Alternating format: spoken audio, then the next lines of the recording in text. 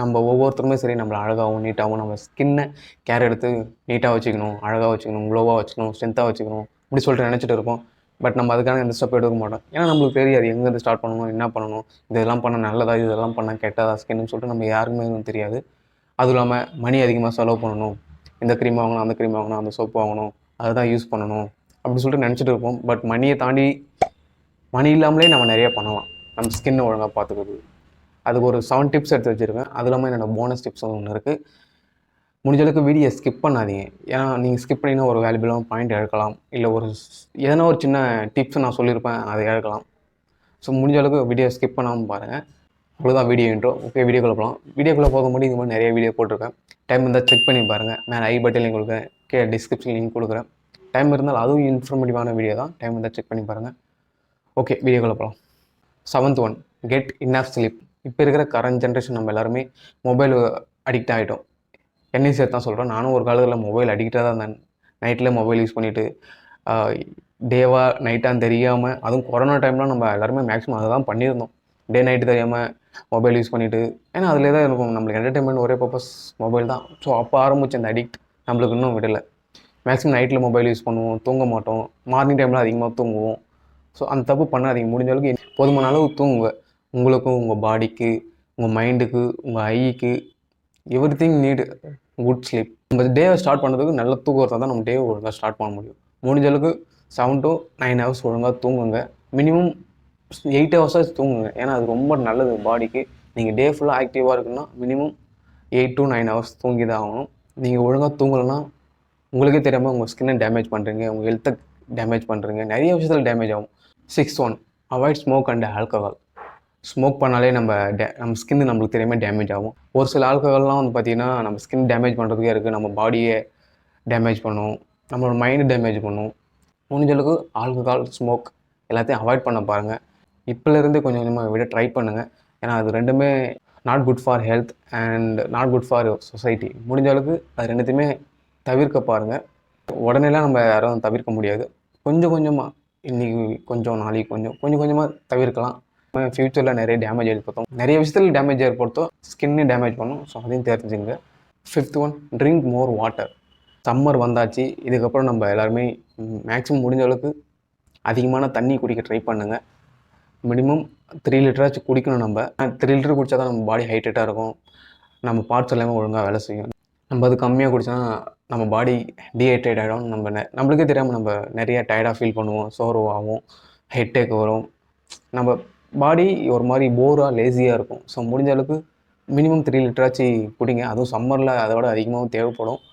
4 litre குடித்தாலும் தப்பு இல்லை. அது இல்லாமல் ஃப்ரூட் ஜூஸ் நிறையா எடுத்துக்கங்க. ஏன்னா இப்போ மேக்ஸிமம் அதான் சொல்கிறேனே, சம்மர் ஆரம்பிச்சிட்டும் முடிஞ்ச அளவுக்கு நம்ம ஒழுங்காக பார்த்துக்கணும். ஆல்ரெடி வெயில் பட்டையை கிளப்புது வெளியே போனாலே.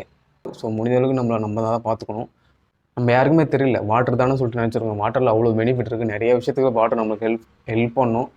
ஃப்யூச்சரில் எந்த ஒரு ப்ராப்ளமும், எந்த ஒரு ஹெல்த் இஷ்யூவும் வராமல் நம்ம பார்த்துக்கணுன்னா அது இப்போலேருந்தே ட்ரை பண்ணணும்.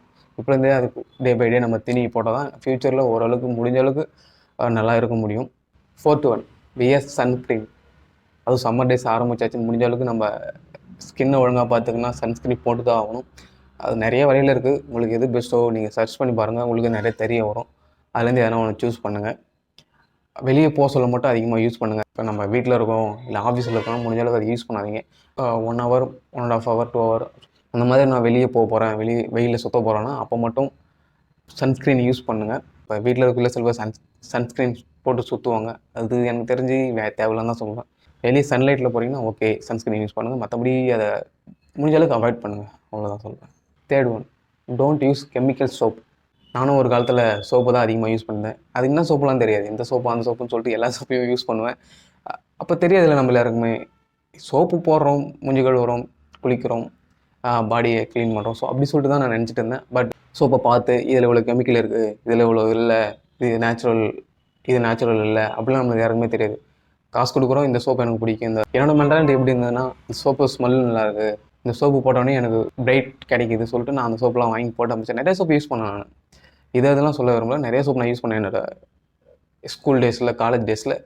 நான் இப்போ கரண்ட்டாக யூஸ் பண்ணுற சோப்பு வந்து பார்த்தீங்கன்னா Himalaya cucumber and coconut soap. அது நேச்சுரல் சோப்பு. ஸ்கின்னுக்கு எந்த ஒரு அலர்ஜி இல்லை, இந்த ஸ்கின்னுக்கு எந்த ஒரு ப்ராப்ளம் வராது. அது இல்லாமல் உங்கள் ஸ்கின் க்ளோவாக இருக்குன்னா அதை யூஸ் பண்ணி பாருங்கள். நல்லா தான் இருக்குது எனக்கு தெரிஞ்சு. ஸோ அந்த சோப்பில் அந்தளவுக்கு எந்த ஒரு கெமிக்கலும் இல்லை எனக்கு தெரிஞ்சு. ஸோ அதனால் அதை சூஸ் பண்ணேன். நான் யூஸ் பண்ணிகிட்டே இருக்கேன். நல்லா தான் இருக்குது. கெமிக்கல் எந்த அளவு இருக்குது, அது எதுக்கு யூஸ் பண்ணுறாங்கன்னு பார்த்துட்டு வாங்க சோப்பை. போங்க கூகுளில் சர்ச் பண்ணுங்கள், இந்த சோப்பு கெமிக்கலாக நல்லதான்னு சொல்லிட்டு. இல்லை யூடியூப்பில் போட்டு பாருங்கள் இந்த சோப்பு நல்லதா. Second one, use aloe vera gel. Aloe vera gel அவ்வளோ இருக்குங்க. உங்களோட ஃபேஸ் ஸ்கின்னு ஸ்ட்ரென்த்தாகவும் க்ளோவாகவும் நேச்சுரலாகவும் இருக்குன்னா முடிஞ்ச அளவுக்கு ஆலோவேரா யூஸ் பண்ணுங்கள். டெய்லி யூஸ் பண்ணலாம் எனக்கு தெரிஞ்சு. நீங்கள் எப்படி டெய்லி ஃபேஸ் வாஷ் பண்ணுறீங்களோ குளிக்கிறீங்களோ அந்த மாதிரி ஆலோவேரா ஜெல் டெய்லி யூஸ் பண்ணலாம். உங்கள் ஸ்கின் அவ்வளோ ஸ்ட்ரென்த்தாக இருக்கும், அவ்வளோ க்ளோவாக தெரியும். எந்த ஒரு பிம்பிள்ஸும் வராது. உங்கள் ஸ்கின்னு ஸ்மூத் அண்ட் நீட்டாக இருக்கும். ஸோ முடிஞ்ச அளவுக்கு ஆலோவேரா ஜெல் யூஸ் பண்ண ஆரம்பிங்க. நான் அதிகமாக யூஸ் பண்ணிட்டு தான் இருப்பேன். அது என்னோடய வீட்டில் இருக்க சொல்ல மேக்ஸிமம் நான் ஆலோவேரா ஜெல் தான் யூஸ் பண்ணுவேன்.